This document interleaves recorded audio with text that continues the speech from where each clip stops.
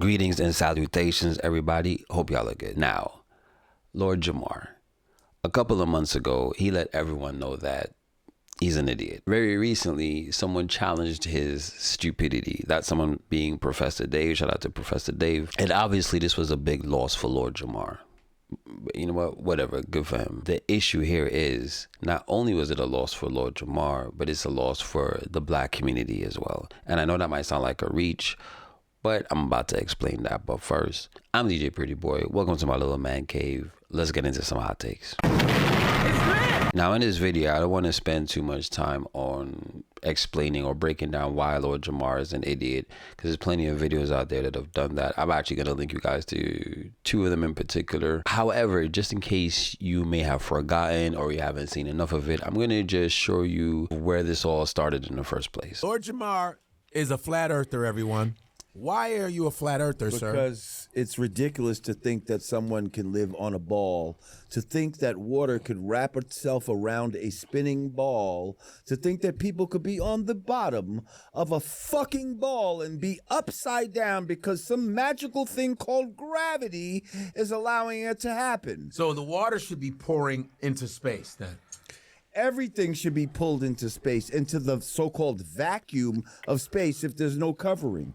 If we have no covering, our atmosphere, our waters, everything should be sucked into So you think we're in a dome? Absolutely. And you know, slight sidebar. Not only is he an idiot because he's a flat earther, he, you know, his flat earth beliefs are kind of predicated on religion, on his Christian belief, the Bible, basically.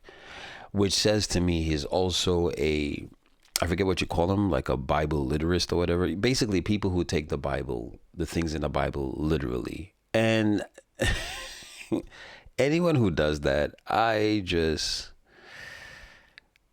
So the other videos I was talking about that really go through breaking down Lord Jamar's stupidity. There's this initial one with Professor Dave where he's reacting to basically footage from the video we just watched, right? And then he has another one where they actually call him on to Godfrey's podcast. Him and Jamar are supposed to have a live debate, which went very pear-shaped. If Jamar didn't already make himself look stupid in the first podcast, going toe-to-toe with Dave just made him look even more stupid. And you know, Dave has this way of being condescending.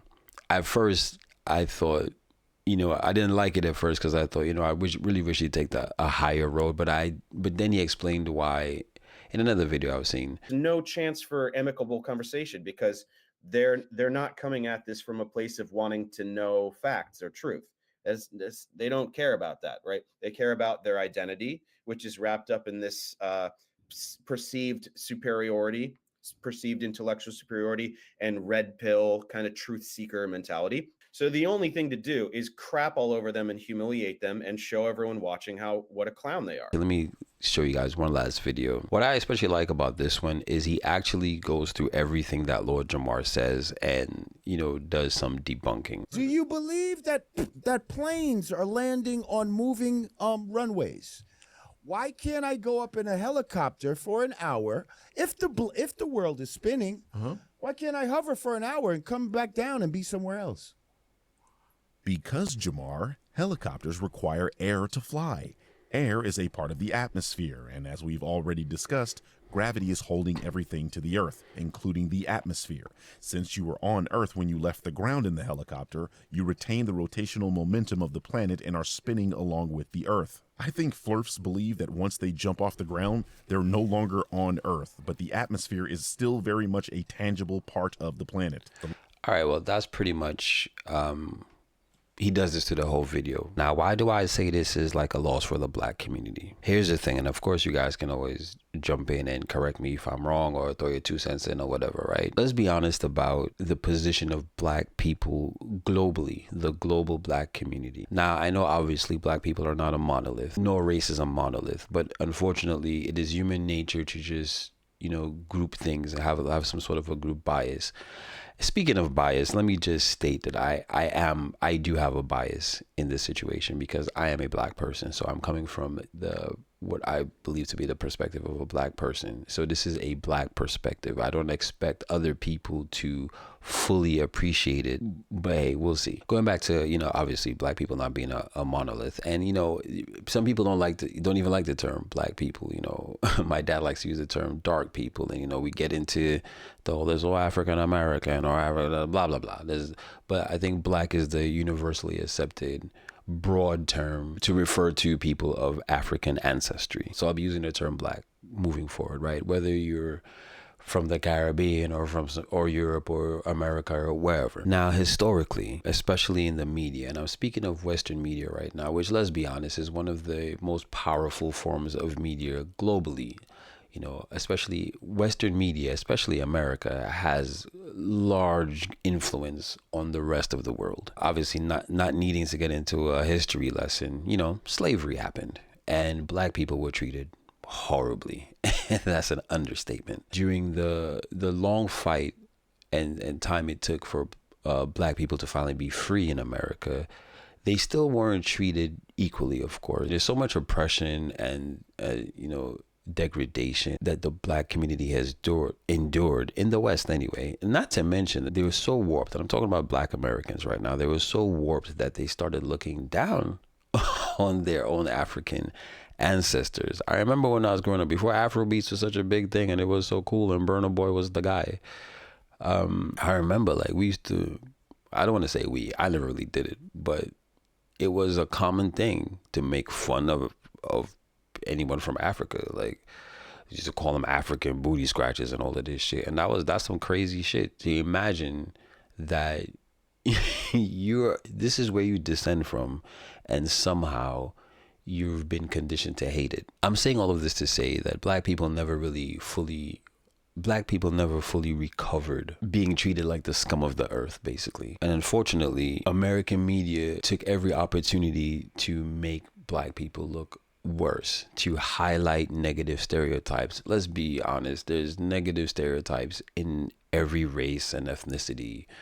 There's bad people and degenerates and whatever in every race and ethnicity. But unfortunately for black people, that is what was highlighted the most in the media.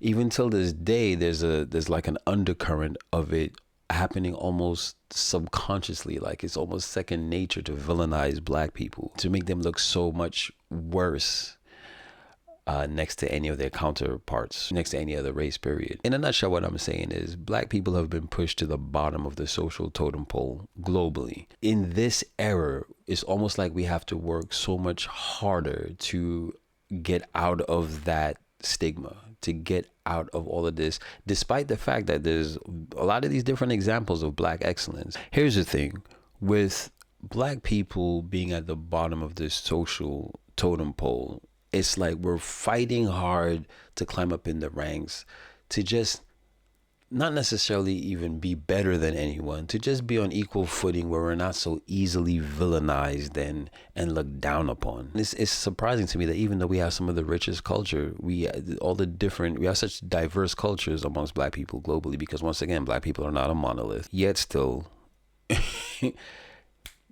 in a blink of an eye, black people are treated like the lowest of the low, because we see way more Sexy Reds and Lil Durks. We see way more of them than Neil deGrasse Tyson's. When people like Lord Jamar go off and be buffoons, it hits a little bit different, you see, because we don't have the cachet that other races have to absorb when one of theirs goes out doing buffoonery.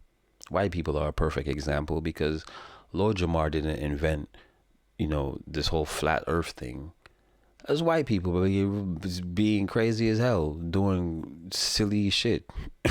But white people are far enough at the top of the totem pole that they can absorb that nonsense, because they still have a lot going for them. They still have a lot of power. They still have a lot of stronghold globally. When you're not in that position, you have to be a bit more. It's like when your team is down and out, you got to be a little bit more wiser about what's going on. You got to strategize a little bit differently because you don't have the luxury to make as many mistakes. And that's where I think the black community is. That's why it bothers me when Lord Jamar goes. It even bothered me even that it was Dave that checked him. It bothered me because this is still a black man. This is still a black man being made to look like such a moron. We are in the media having negative things or portraying negativity in any way, whether we're doing some criminal shit or we're making stupid ass rap music or we're just being idiots like Jamar here. And let's not even talk about Terrence Howard and what Billy I just think as a people it just makes us look bad. And yes, once again, to reiterate, of course there are stupid people in every race and there are people doing wild shit in every race, but most of these other races, once again, they have the luxury to absorb some of these errors. They have the cachet to still manage those a little bit differently. We don't have that. How do we stop taking these L's? Man, you know what? Education. Not to sound cliche, but knowledge is power. It really is. We have this thing in the black community where people don't seek knowledge. They want everything handed to them. You know, that's one of the reasons that we have these conspiracy theorists. Ignorance. Ignorance has the black community in quite a stronghold. Obviously not just the black community, because we'll look at some Trump voters. But once again, I'm biased. I'm talking specifically to the black community because once again, we're too far down the social totem pole to be able to act as recklessly as everyone else. We need the education. We need people to start pushing being smart, being knowledgeable. We need to break the ignorance that plagues so many of the black communities. I just implore everyone to get some. In fact, here's another video that hopefully y'all watch. If you just go into YouTube and type in psychology of conspiracy theorists, there's a few videos that come up. This one right here, the psychology of conspiracy theorists, that's a good watch. And I think people should especially watch this, the psychology of why people believe conspiracy theory. Now, unfortunately, most of y'all are not going to do that. And that's one of the problems. We don't seek knowledge. So anyway, hopefully over some time, over the next few years, we start a movement. We start a movement that prioritizes and emphasizes education and knowledge in the black community. And eventually we can just stop taking these L's.